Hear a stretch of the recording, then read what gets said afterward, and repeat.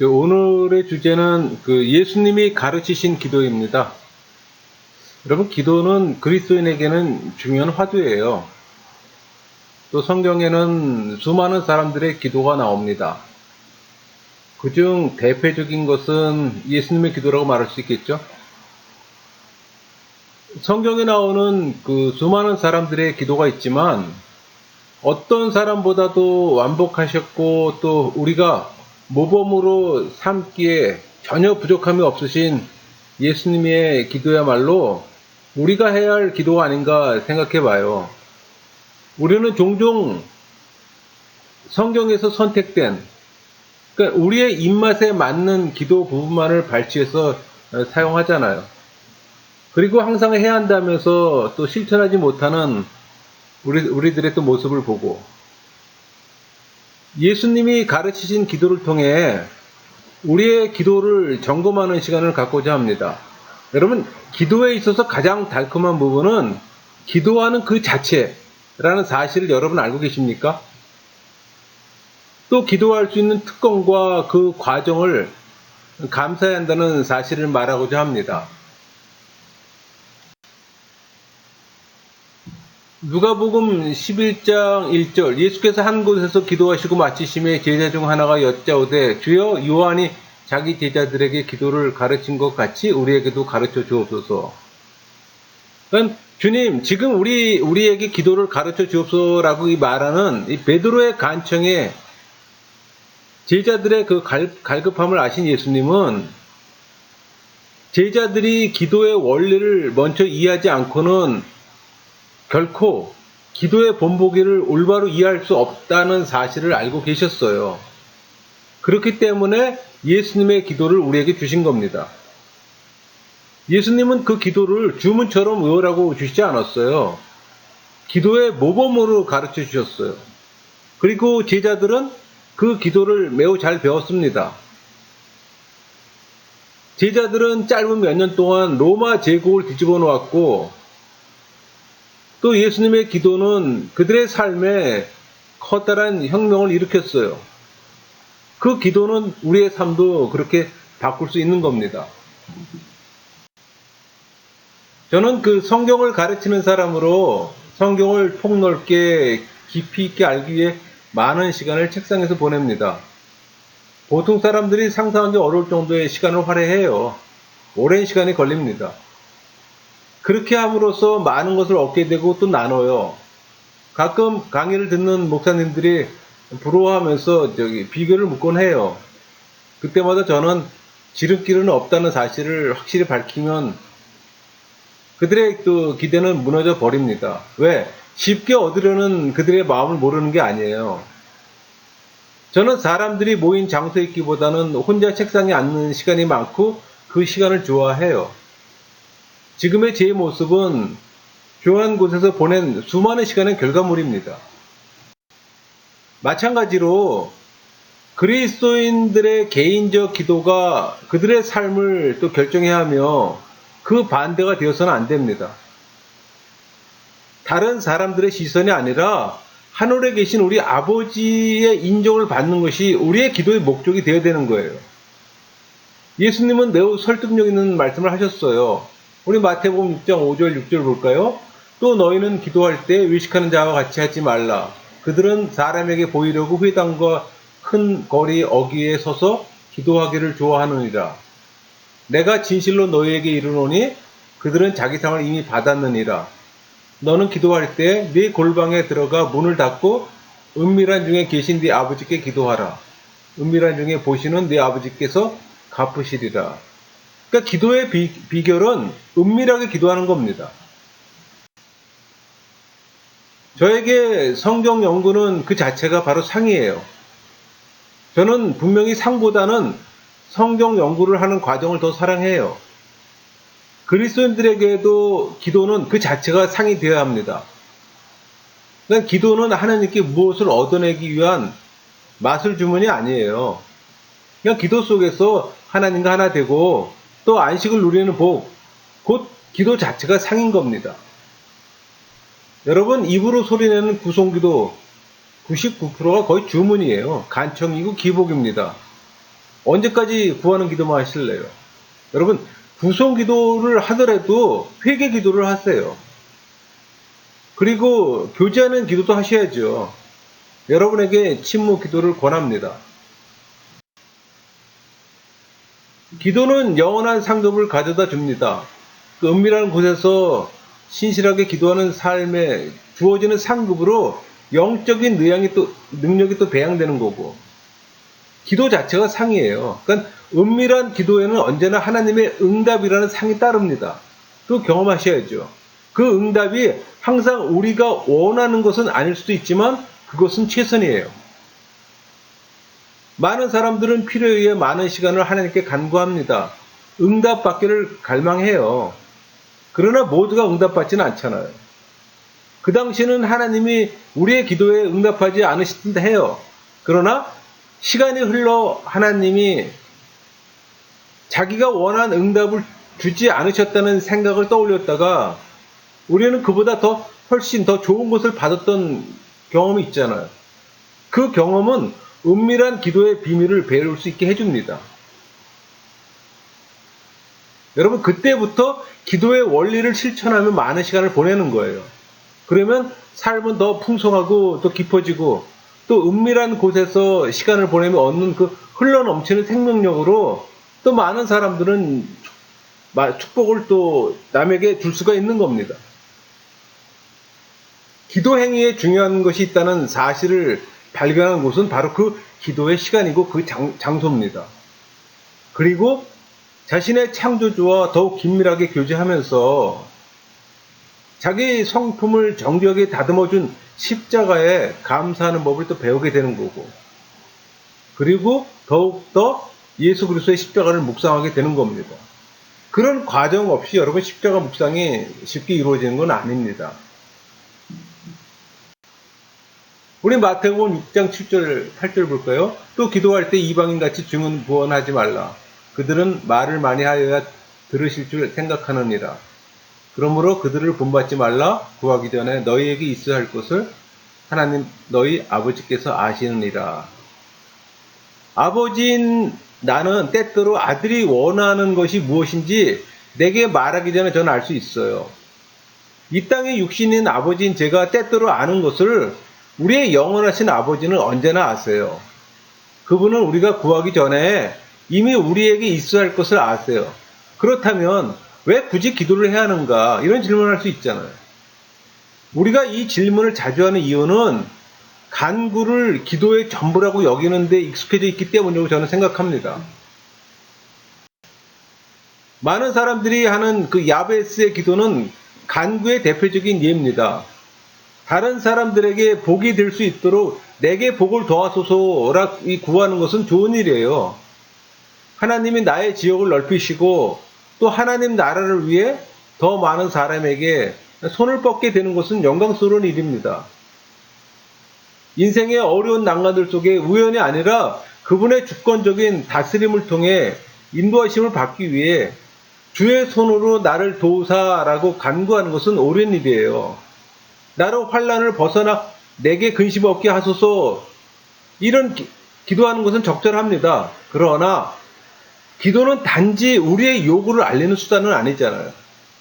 기도는 우리 하나님 아버지와 교제를 추구하는 한 방법입니다. 그게 핵심이에요. 우리의 창조주이신 그분과 유대감을 공고히 하려면 그분과 계속 대화해야 되잖아요. 여러분, 친밀한 대화 없이 깊은 관계가 형성될까요? 그렇지 않잖아요. 여러분, 기도는 그 관계를 가능케 하는 중요한 방법이잖아요. 사실들, 팩트죠. 이 사실들이라는 이 의미를 지닌 영어 단어의 철자를 머리 글자로 하는 5 단어를 통해서 기도로 하나님과 대화하는 원리를 기억할 수 있을 겁니다. 그것은 믿음, 경배, 고백, 감사, 그리고 간구예요. 우리가 구하기 전에 하나님 아버지는 우리에게 있어야 할 것을 아시지만 우리의 간구는 그 자체로서, 그리고 그 안에 그분에 대한 우리의 신뢰를 담고 있습니다. 그 사실 하나만으로도 우리가 쉬지 않고 기도해야 할 충분한 이유가 되는 겁니다. 우리 마태복음 6장 9절 볼까요? 그러므로 너희는 이렇게 기도하라. 하늘에 계신 우리 아버지여, 이름이 거룩히 여김을 받으시오며. 예수님의 기도를 시작하는 첫 구절은 제자들에게 아주 불경스럽게 들렸을 겁니다. 그들이 배워온 기도들과는 전혀 달랐기 때문에 하나님을 우리 아버지라고 부르기는커녕 하나님의 이름을 언급하는 것조차 그들에게는 허락되지 않았어요. 그러나 예수님은 제자들에게 그렇게 기도하라고 가르쳤잖아요. 예수님은 하늘에 계신이라는 말로 우리 아버지라는 구를 한정지었어요. 그렇게 하심으로 하나님이 시간과 공간을 초월하는 분이라는 사실을 우리에게 가르쳐 준 겁니다. 우리는 친밀감을 가지고 그분을 부를 수 있지만 결코 물에서는 안 되는 겁니다. 이 수식구는 그분의 이름에 합당한 경외감을 가져야 한다는 사실을 우리에게 상기시켜줘요. 이름이 거룩히 여김을 받으시오며 라고 기도하는 것은 중심이 되셔야 할 하나님을 먼저 강조하는 거예요. 그러니까 우리의 일상은 우리 자신의 필요보다 하나님의 성품과 거룩하심에 대한 더 큰 헌신을 반영해야 합니다. 하나님의 이름을 거룩하게 여기에 무기력한 우리였지만 이 표현을 우리에게 가르쳐 주신 바로 그분의 희생을 통해 하나님이 우리를 거룩하게 하셨다는 그 사실은 이 간구에 포함된 영광스러운 진리예요. 우리의 어둠을 비추시는 하나님의 빛은 들어올 수 있어요. 그러나 이사야에게 하셨던 것처럼 그분은 우리의 입술에 그 핀 숯을 대고 우리의 고통을 통해 내 악이 제하여졌고 내 죄가 사하여졌느니라 그걸 말씀하셨어요. 우리 마태복음 6장 10절 나라가 임하옵시며 뜻이 하늘에 이룬 것 같이 땅에서도 이루어지이다. 나라가 임하옵시며 라고 기도하도록 가르치면서 예수님은 먼저 그리고 가장 중요하게 우리 마음속에서 하나님 아버지의 통치가 확장되도록 간구하라고 가르치셨어요. 그것은 우리 생활의 모든 부분에서 그리스도의 나라를 받아들이라는 초청이며 또 더 나아가 당신 나라의 확장을 위해 우리를 증인으로 사용하시도록 원하는 것이고 또 마지막으로는 그리스도께서 이미 그 전쟁에서 이기셨지만 그분의 통치는 아직 온전히 실현되지 않았음을 또 의미하기도 합니다. 지금 우리는 십자가의 승리와 종말 사이에 이 말은 공교 계시일과 전승기념일 사이라고 구분할 수도 있겠죠. 그 사이에 우리는 있잖아요. 그러니까 공교 계시일은 원수들이 결정적 패배를 맛본 그리스도의 초림을 말합니다. 반면에 이 전승기념일은 적이 완전히 최종적으로 굴복할 때인 그리스도의 재림을 또 말해요. 역사는 이 세상 나라가 우리 주님의 나라가 될 때 이 말 영광의 결정을 향해 나아가고 있잖아요. 여러분 그 뜻이 이루어지다라고 기도하는 것은 무엇보다 먼저 하나님의 주권을 인정하는 거예요. 또 더 나아가 우리의 뜻이 하나님의 뜻에 굴복되어야 한다는 사실을 또 매일 깨닫게 하는 겁니다. 하나님의 뜻에 순종하는 마음에 깊은 감동을 주는 가장 큰 위로는 우리를 창조하신 하나님이 우리에게 최선이 무엇인지 또 아신다는 사실이에요. 그러니까 순종하는 삶에는 그 기도를 가르쳐 주신 분이 바로 우리의 모든 사소한 부분까지 다스리신다는 사실을 아는 데서 오는 큰 평안에 있습니다.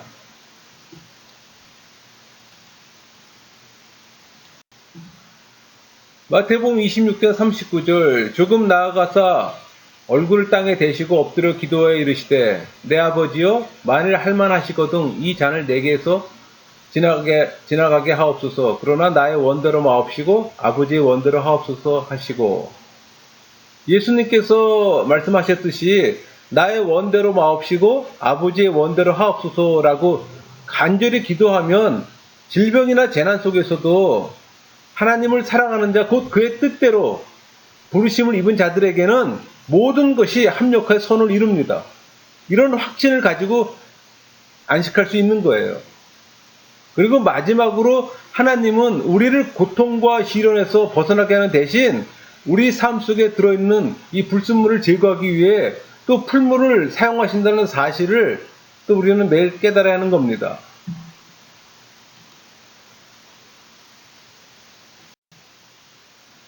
예수님은 비유를 말씀하셨어요. 누가복음 11장 11절, 12절, 13절.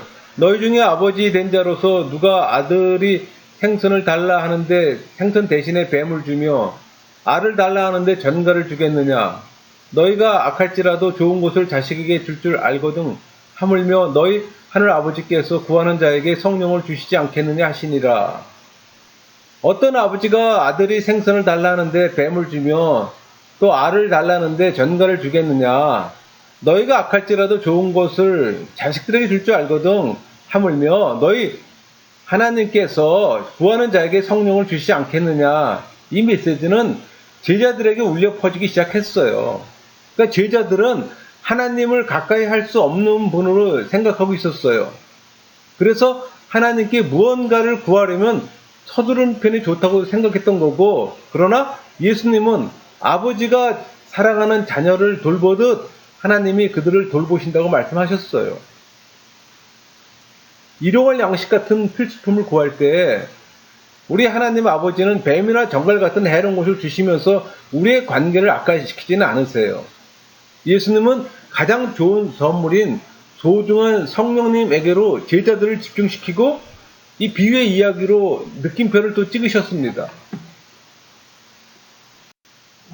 또 예수님은 마태복음 6장 11절에 오늘 우리에게 일용할 양식을 주시옵고 라 기도하라고 또 가르치시며 당신이 육체적으로 뿐만 아니라 영적으로 또 제자들을 지지해주기에 함께 하신다는 사실을 또 상기시키셨어요. 여러분 교회에서 성찬식 하시죠? 제가 항상 하는 말이지만 예배의 축은 설교와 성찬이에요. 성찬에 참여할 때마다 우리 주님이 생명의 떡이심을 기억합니다. 여러분 성찬식은 예수 그리스도와 함께 그분의 영원한 잔치에 참여해 하늘의 떡을 먹게 될 그 날을 미리 맛보는 일입니다. 그래서 매주 해야 하는 거예요. 여러분 설교하면 성찬도 해야 하는 거고 이것이 개혁주의 예배 형식입니다.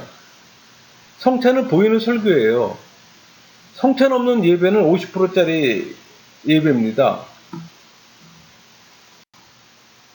우리 마태복음 6장 12절 우리가 우리에게 죄 지은 자를 사하여 준 것 같이 우리 죄를 사하여 주시옵고 예수님은 제자들을 바라보면서 말씀하셨어요. 우리 마태복음 6장 15절 너희가 사람의 잘못을 용서하지 아니하면 너희 아버지께서도 너희 잘못을 용서하지 아니하시리라. 제자들은 즉시 이해했어요. 우리가 서로에게 진 빚은 하나님께 진 무한한 빚에 비하면 보잘것없어요. 그 무한한 빚을 탕감받은 우리가 용서 구하는 사람을 용서하지 않으려는 것은 또 끔찍한 제약이고, 그러니까 우리에게 죄 지은 사람을 용서를 해야 할지 말아야 할지 잠시라도 망설인다면 이 비유로 우리 마음속에 어둠의 빛을 비추고 즉시 마음을 너그럽게 가져야 합니다. 그리고 더 나아가 우리가 영원히 하나님과 화목할 수 있도록 또 하나님 자신이 십자가에 달려 돌아갔다는 사실을 꼭 기억해야 합니다. 그래서 우리가 늘 십자가를 묵상해야 될 이유가 바로 그거예요. 중생하고 회심한 크리스찬이 십자가를 묵상하지 않는다? 그것도 우리 믿음을 점검해야 할 상황이겠죠? 우리 마태복음 6장 13절 우리를 시험에 들게 하지 마시옵고 다만 악에서 구하시옵소서. 나라와 권세와 영광이 아버지께 영원히 있사옵나이다. 아멘.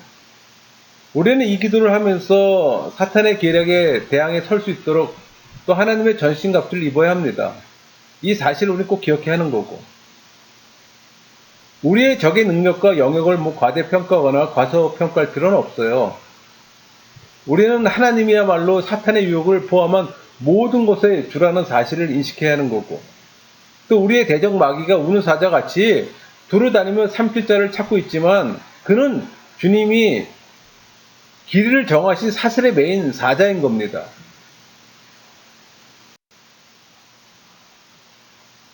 예수님이 마태복음 4장 1절 그때 예수께서 성령에게 이끌려 마귀에게 시험을 받으러 광야에 가사 광야에 가신 것은 매우 의미심장합니다. 여러분 사탄은 유혹하는 자에 불과하지만 하나님은 시험의 창조자세요. 그러니까 사탄은 기회를 틈타 그리스도가 죄를 짓도록 유혹했지만 하나님은 그 기회를 통해 그리스도께서 죄를 지을 수 없다는 사실을 또 보여주셨어요. 그러니까 이 기도를 할 때마다 우리는 모든 유혹에서 완전히 자유롭게 될 그날을 바라봐야 합니다. 예수님께서 광야에서 유혹을 물리치신 일은 어느 날 곧 하나님 나라가 우리 것이 되리라는 사실을 보증해요. 이 사진은 시험산 그 수도원 들어가면 예수님이 무릎 꿇고 기도했다는 장소입니다. 그러니까 이 도전을 극복함으로 비로소 예수는 하나님과 사단의 공인을 받으며 또 참 메시아로서의 공생애를 시작할 수 있었던 거예요. 여러분 우리의 마음의 그 얕은 웅덩이에서 나와 끝없는 하나님의 임재와 능력을 경험할 수 있는 바닷속으로 깊이 들어갑니다. 우리의 피상적인 것들을 넘어서 우리의 창조주와의 깊은 관계 속에 들어가는 겁니다. 그러니까 예수님은 제자들이 기도의 얕은 물가를 벗어나 과감하게 깊은 곳으로 나가길 원하셨어요. 그래서 기도를 가르쳐 달라고 조르는 제자들에게 기도의 깊은 바닷속으로 인도하는 놀라운 한 줄기 광선인 주님 자신의 기도 생활을 제시했던 겁니다. 우리 시편 42편 1절 하나님이여 사슴이 시냇물 찾기에 갈급한 것 같이 내 영혼이 주를 찾기에 갈급하니이다. 여러분의 영혼이 주님 찾기에 갈급하십니까? 말씀에 대한 갈급함이 있습니까? 중생하고 회심한 크리스찬은 말씀에 대한 갈급함이 있어야 됩니다. 만약에 여러분 일상의 삶 가운데 말씀에 대한 갈급함이 없다? 또 그 또한 여러분 신앙을 점검하셔야 합니다. 하나님과 깊은 교제로 들어가는 일은 기도에 대한 우리의 인식에서 일어나는 중요한 변화와 함께 시작됩니다. 그러니까 하나님이 내 요구에 응답하시도록 만들 수 있는 기술을 찾으려 하지 말고 기도란 못해서부터 나를 조성하신 그분과 친밀한 관계를 개발하기 위한 기회라는 사실을 여러분 기억해야 합니다.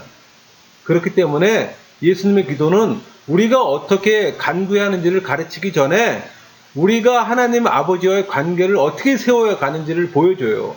그러니까 하나님과 깊은 교제를 하기 위한 첫걸음은 기도를 우선순위로 삼는 겁니다. 여러분 그 침묵 기도 속에서 들리는 소리가 얼마나 영광스러울 수 있는지 한번 생각해 본 적이 있습니까? 아니 체험해 보셨습니까? 만일 그런 적이 없다면 성령의 내적 음성을 듣는 훈련을 하길 바랍니다. 하나님은 사무엘을 3번 부르셨지만 사무엘은 그 음성을 듣지 못했어요. 하나님이 4번째 부르실 때 그는 듣고 대답했어요. 말씀하옵소서 주의 종이 듣겠나이다. 하나님은 우리의 소리가 잠잠해져서 그분이 우리 마음의 경계를 확장하실 수 있기를 바라세요. 그러니까 하나님은 거룩한 손으로 쓴 사랑의 편지 66통을 우리에게 보내셨어요. 우리가 그 편지를 묵상하면 할수록 우리 침묵 속에서 그분의 목소리는 더욱 분명하게 울려 퍼질 겁니다. 우리가 따라야 할 최종적인 모범은 물론 예수 그리스도세요. 성경은 우리에게 말씀하세요. 주님은 누가복음 5장 16절 예수는 물러가서 한적한 곳에서 기도하시니라. 예수님께서는 은밀한 곳에서 아버지하고 따로 있기를 원하셨어요. 중요한 것은 장소가 아닌 마음이지만 우리를 침범하는 세상의 소리와는 다른 소리를 들을 수 있는 장소가 매우 절실하게 필요합니다. 여러분 구별된 장소를 찾아가셔야 됩니다. 그 장소에서 예수님의 소리가 들리는가 온 마음을 다해 듣고자 한다면 들릴 겁니다. 여러분이 성령 세례를 받은 사람이라면 여러분 안에 계신 성령의 내적 음성을 들을 수가 있는 거예요. 그러나 성령 세례 받지 않은 사람이 듣고자 한다면 그건 자기의 소리일 거고. 우리 마태복음 7장 24절 볼까요? 그러므로 누구든지 나의 이 말을 듣고 행하는 자는 그 집을 반석 위에 지은 지혜로운 사람 같으리니. 지혜란 지식을 실생활에 적용하는 능력입니다. 그러니까 오랫동안 배우고 가르쳐온 제 경험으로 볼 때 한 가지 새로운 훈련을 3개월 동안 성실히 행하면 그것이 평생 몸에 배게 됩니다. 기도도 마찬가지예요. 많은 사람들이 성령의 내적 음성 듣기를 어려워합니다. 이유는 두 가지예요. 그분이 성령 세례 받지 않거나 성령 세례 받은 사람이라면 그 사람은 훈련이 안 된 거예요. 그런 훈련이 3개월 정도 걸린다는 겁니다. 물론 다 개인차는 있어요. 여러분, 기도는 우리가 영원히 누리게 될 것을 미리 맛보는 멋진 일입니다. 여러분들이 그동안 구성기도에 익숙해져서 거의 간구기도 위주로 기도를 하다 보니 하나님과 교제하는 것을 별로 경험하지 못했기 때문에 그 하나님과 깊은 교제 안에서 얻는 그 평강, 그걸 체험하지 못했기 때문에 그 맛을 모르는 거예요. 성령의 내적 음성 듣는 훈련이 지속적으로 이루어져 여러분의 일상의 삶 가운데 매일 들을 수 있다면 그 평강의 시간, 그 시간이 기다려지는 거예요, 여러분. 예수님의 기도를 우리에게 가르쳐 주신 바로 그분과 얼굴을 맞대고 교제하는 경험을 하는 겁니다. 그래서 멋지다는 거예요, 여러분. 그 멋진 것을 여러분 삶 가운데 매일매일 경험할 수 있다면 얼마나 좋아요. 그래서 침묵 기도를 하라고 권하는 겁니다. 강의를 마치겠습니다.